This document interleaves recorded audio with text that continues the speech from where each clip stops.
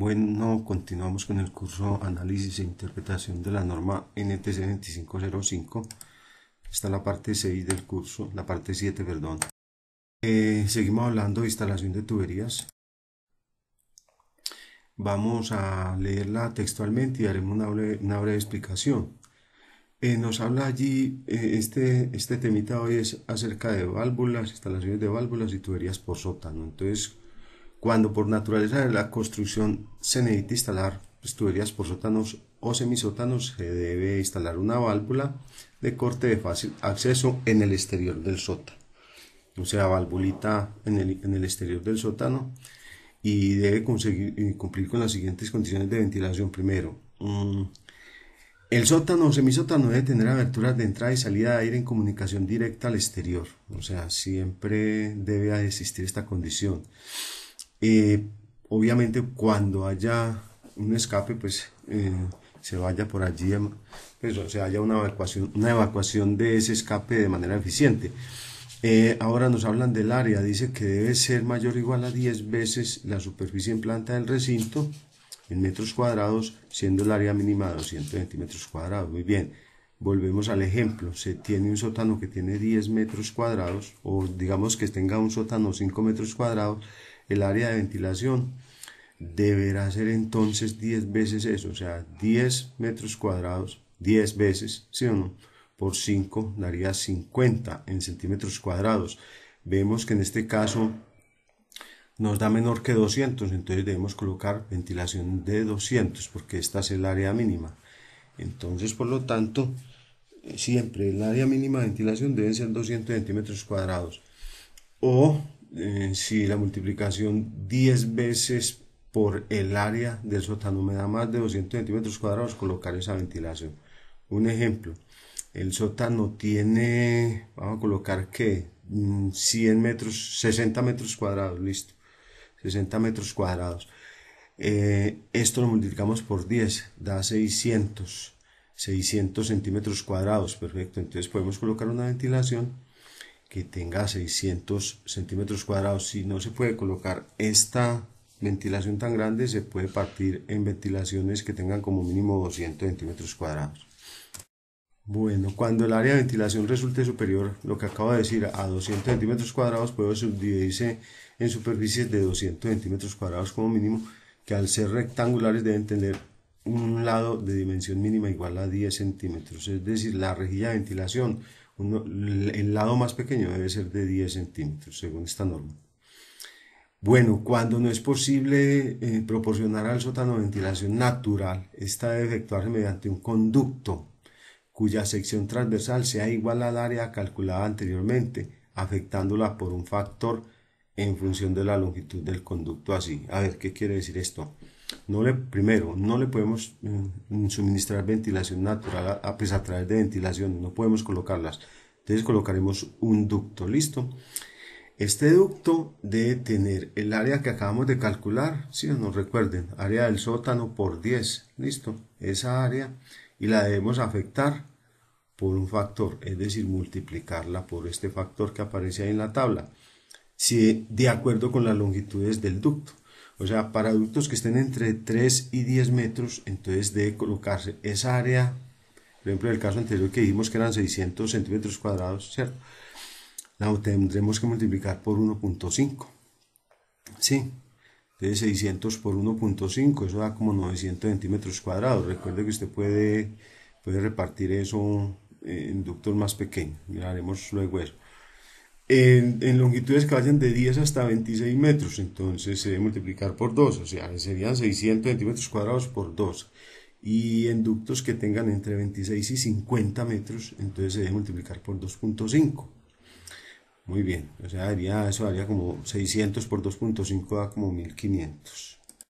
Muy bien, para gases más densos que el aire se permite la instalación de tuberías metálicas con uniones mecánicas por sótano. Es decir, si vas a instalar un GLP, listo, que es más pesado que el aire, puedes instalar tuberías que tengan uniones roscadas, listo.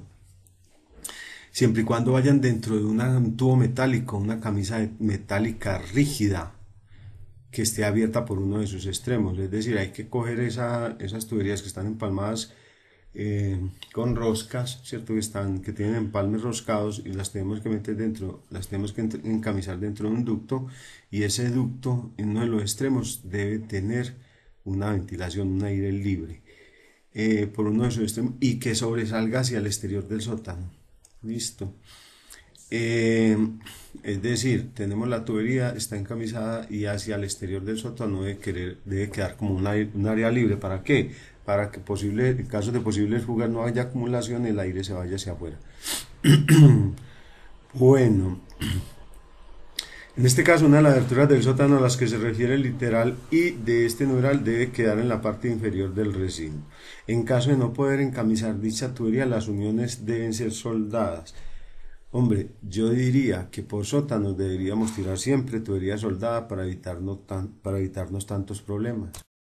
PLP, con gas natural, para gases menos densos que el aire se permite la instalación de tuberías metálicas con uniones, o sea, lo mismo, siempre y cuando el área de ventilación sea el doble del requerido en el cálculo anterior. Recuerdan, la mínima debe ser 200 centímetros cuadrados, se calcula el área del sótano y eso se multiplica por 10, ¿cierto?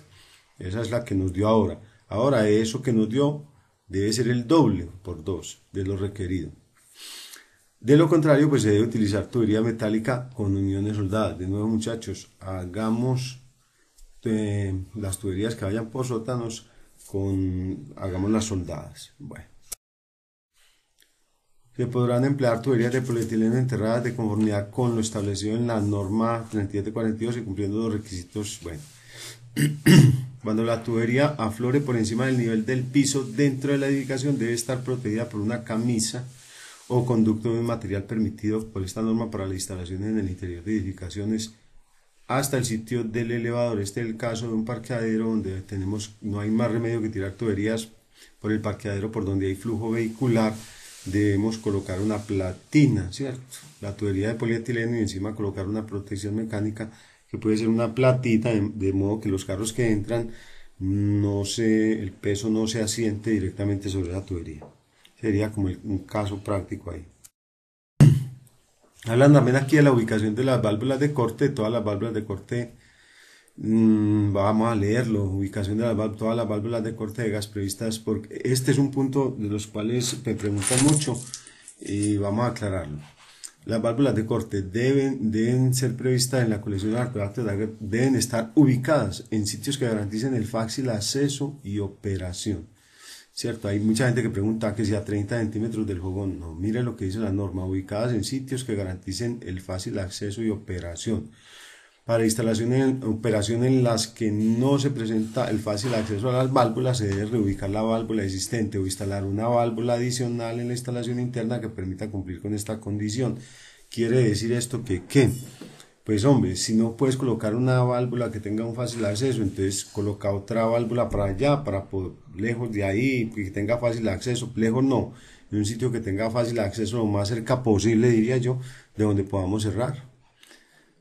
Bueno, o colocar la misma válvula pues en otro punto, pues, pero que tenga fácil acceso. O sea, fíjate que son dos condiciones ahí: fácil acceso y operación. Siempre fácil acceso y operación. Todas las salidas de gas deben permitir la localización de los artefactos, bueno, de tal que no estén expuestos a corrientes de aire. Entonces, dicho de otra manera, las salidas deben estar alejadas de las corrientes de aire, no ubicadas directamente junto a ventanas, ¿sí? En el caso de los equipos de cocción, la válvula debe instalarse de tal manera que el accionamiento de la misma no se realice sobre la zona de cocción. No coloquemos válvulas encima de zonas de cocción, ¿sí? Al lado de la estufa hay que colocarlas. Alguien dice, pues ahí dicen a 30 centímetros a la izquierda del borde de la estufa. Bueno, cada salida debe estar provista de un tapón metálico utilizando el sellante especificado. Recuerde que el sellante que nosotros vimos puede ser, si o no, anaeróbico, y su remoción o sea, debemos dejar las salidas que no vayan a tener los equipos taponadas con tapones metálicos, con el sellante debido, y solamente se quita ese tapón cuando vayamos a conectar otro equipo. Esta parte de la norma es muy importante, mucha gente no la entiende, aquí tratamos de dar la explicación lo más fácil posible. Recuerden muchachos que tenemos que ir llenando las evaluaciones, no se deje acumular tema porque después no se desatrasa nadie. Al final, vamos a ver si al final del estudio de esta norma vamos a tirar un cuestionario, un cuestionario con muchas preguntas que abarquen la totalidad de la norma. Nos vemos luego, hasta luego.